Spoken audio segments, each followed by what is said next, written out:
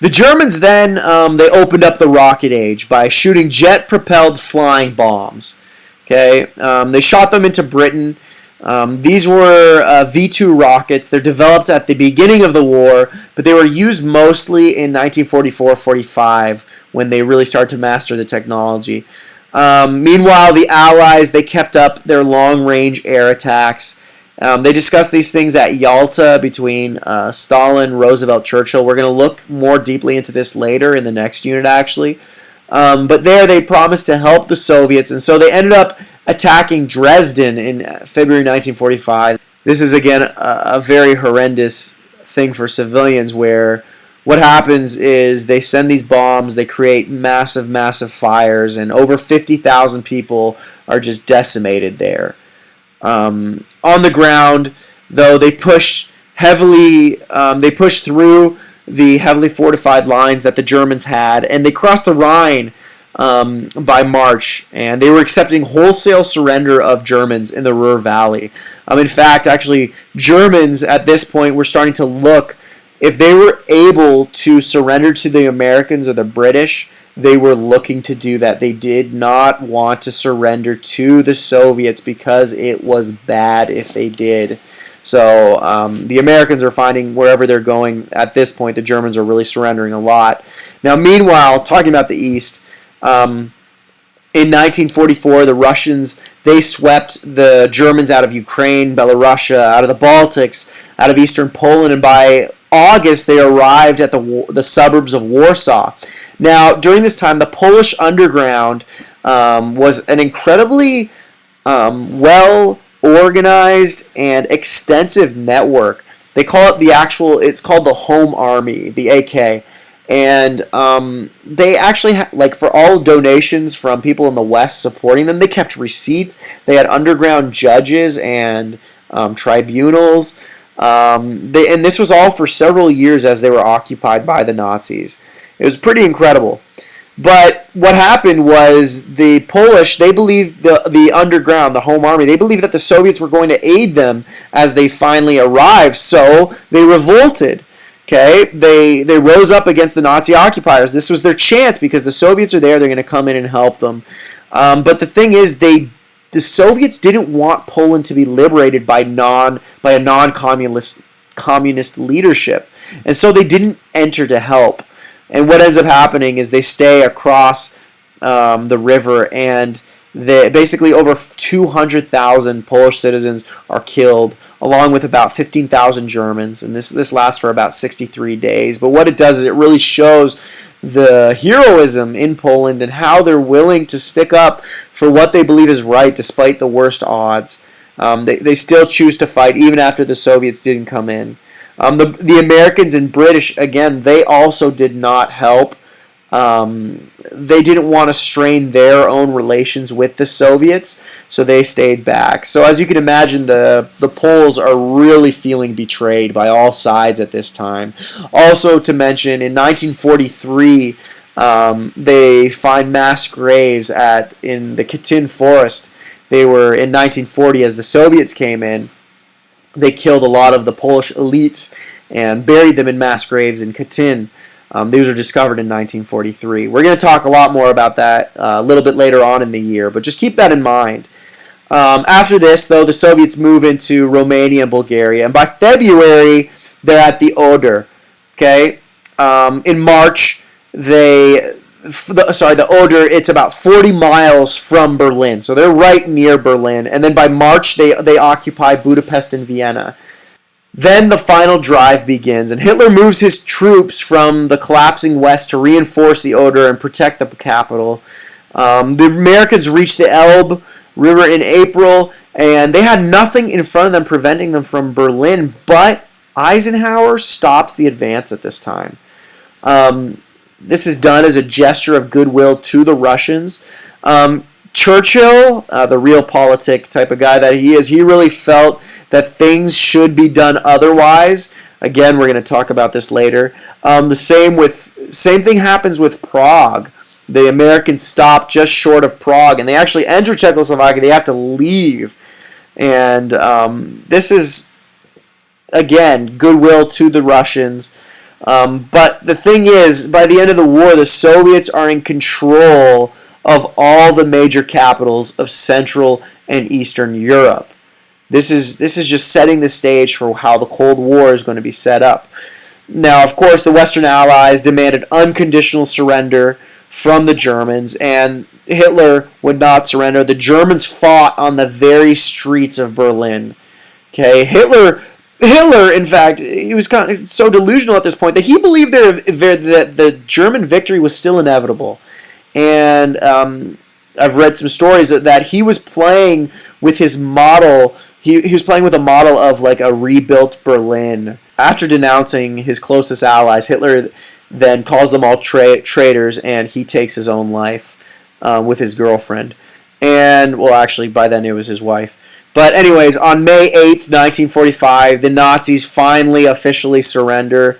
It first actually happens on the 7th in the West, and then it happens, the Soviets don't accept that surrender, so then it happens too in Berlin. The Soviets signed the surrender.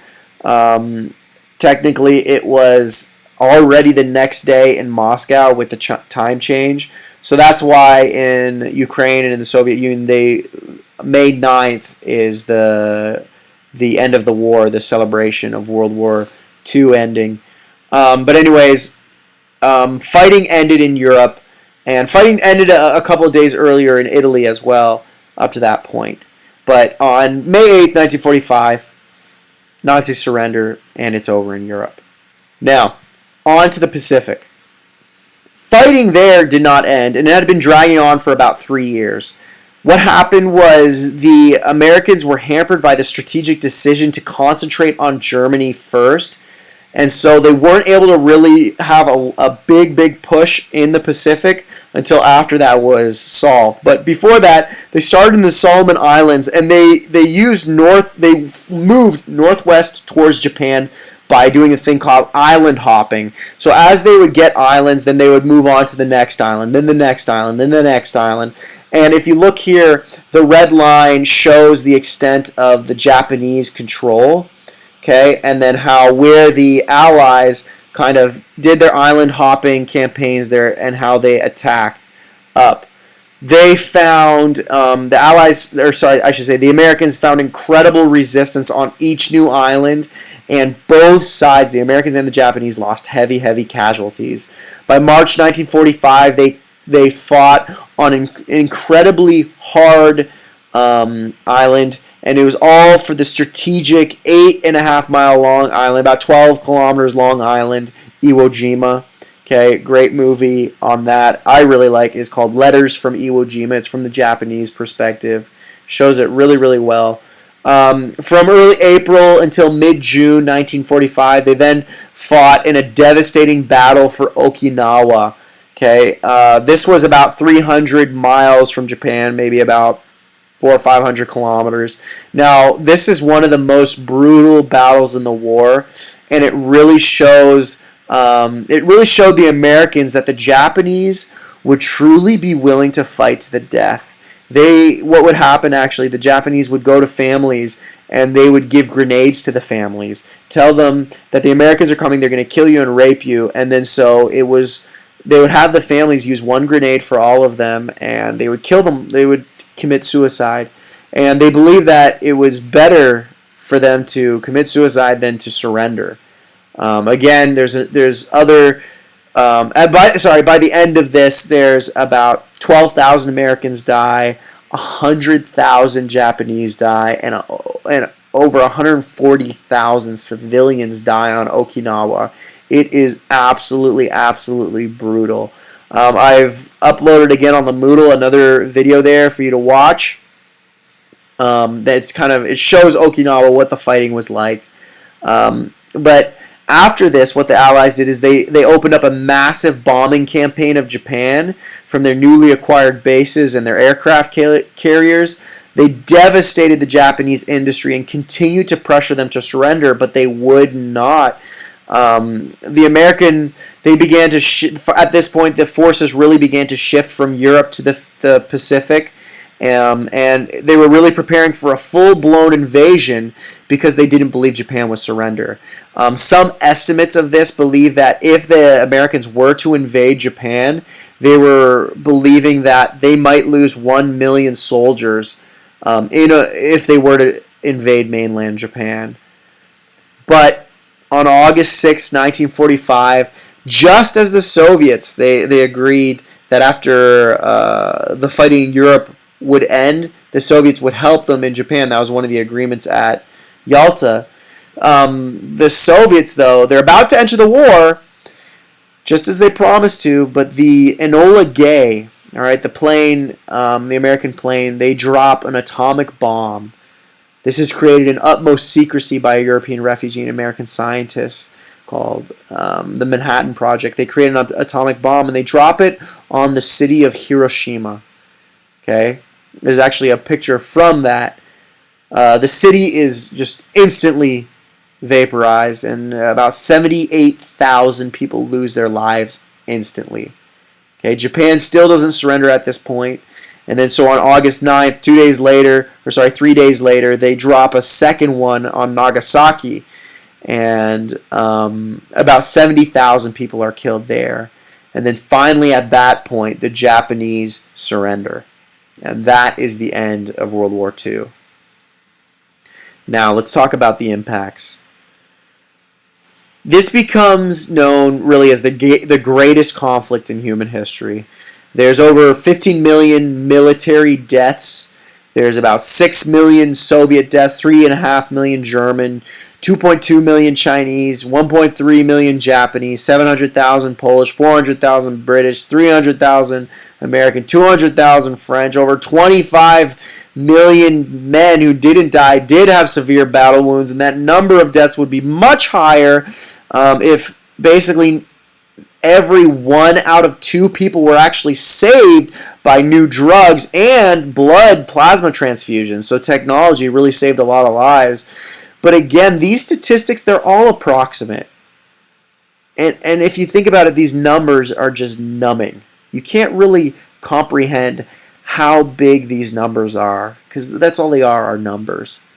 But really, of course, you also can't estimate how many deportations, how many bombings, Holocaust, famines, etc., all those other things that are caused by the war. The estimate, some guess really as many as 60 million people died because of the war. But really, we're not sure. But regardless, as you can see, the impacts are massive, and they're going to be felt for decades after this. But thank you so much for watching this. Your next step now is to go onto the Moodle, go into the forum, and there are instructions there on what to do. Please follow those instructions. All right, that is the way that you'll show me that you've watched this entire thing. Thanks again for watching. I hope you have a wonderful day.